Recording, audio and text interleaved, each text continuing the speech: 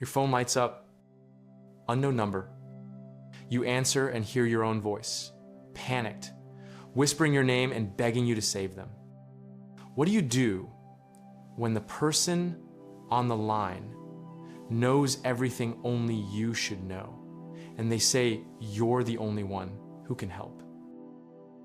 Today, we're stepping into a thought experiment that bends identity, time, and trust. Not just a prank or a glitch, let's explore the unsettling possibilities of answering a call from your own voice. Is it a trick? A trap? A message across time? Or a mirror looking back? Let's pick up the line. Before logic kicks in, your body decides. Heart rate spikes. Palms sweat. Recognition detonates faster than doubt. The voice has your cadence, your tiny hesitations. That way you swallow before saying something hard. Your brain runs a private Turing test and loses. Instinct says, believe. But survival says, verify. You ask a question no one else could know what you hid inside that concert ticket stub. The answer comes back instantly. Now the fear has a shape, and the clock feels like it just started. Your mind will race through 3 doors. First, a deepfake scam using cloned audio fed by scraps of your online life. Plausible, dangerous, but fake. Second, a psychological break stress weaving a hallucination that sounds like home. Terrifying, yet treatable. Third, the speculative one. A signal slipping between timelines, a call from a nearby you who took a slightly different step. Each door changes what help means. Which one you choose determines your next move. If it's an artificial you, the attack wins by rushing you. Urgency is the weapon, so you slow everything down. Code phrases, callback protocols, asks that can't be scraped, like the exact melody you hum on anxious nights, off key in a very specific way.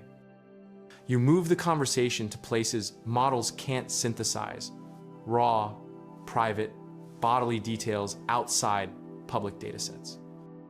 If the voice stumbles, you hang up, notify your people, lock down your accounts. Help in this branch means protecting the real you from a counterfeit one. But what if it passes every check? What if the voice knows the feeling of your old sweater's collar and the name you almost had? Then the enemy could be internal. Your mind, like a radio, catching interference. Sometimes the most rational act is humility. Get grounded, breathe, call someone you trust on a separate line. If it's a crisis of self, help means contacting professionals, not chasing mysteries. Real emergencies can sound like science fiction from the inside. Take care of the pilot before you fly into storms. And then there's the door we secretly hope is true. It's you, but not from here. A version living 2 streets over in the multiverse, reaching across a thin seam in reality. Their night went differently. The left turn you never took, the apartment you never chose, the stranger you never met. They're stuck somewhere you avoided by accident. They say there's a time limit, a location, a specific warning. If this is possible, physics becomes personal.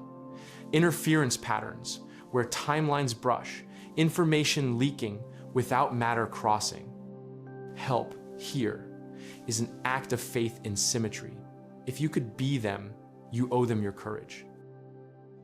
Helping yourself sounds simple until there are 2 of you. Which one gets risked? If saving them endangers your life, is it still self-preservation, or is it altruism squared? There's a paradox in identity. If you're only you because of your path, then helping an alternate you means protecting a story that isn't yours yet could have been. The ethics suggest a rule. You owe any being with your memories the same empathy you'd want if the position switched. And maybe the test of character is whether you act before certainty arrives. So what do you do right now?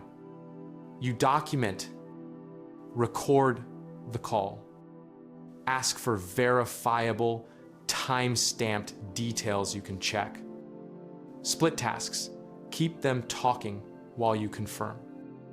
If danger is immediate, alert authorities with concrete data, not theories. If they ask you to go somewhere, don't go alone. Bring redundancy, a friend, location sharing, a safe exit. If this is a scam, sunlight kills it. If it's a break, support holds you together. If it's another you, witnesses anchor the miracle in reality. Here's the gut punch. Maybe the call is less a request and more a warning. Not help me, but don't be me. A map of mistakes sent back as a plea. The address they give could be the decision you're about to make, the pattern you're repeating, the trap you're stepping into. Helping them might mean changing you. And perhaps that change, tiny but decisive, is the only ladder that reaches across. If your own voice asked for help, you'd learn who you trust under pressure, how you value your identity, and whether you act without perfect proof. Whether it's a con, a crack in the mind, or a call through the fabric, the answer reveals your character. The phone rings. You pick up, and the person you choose to be is already speaking.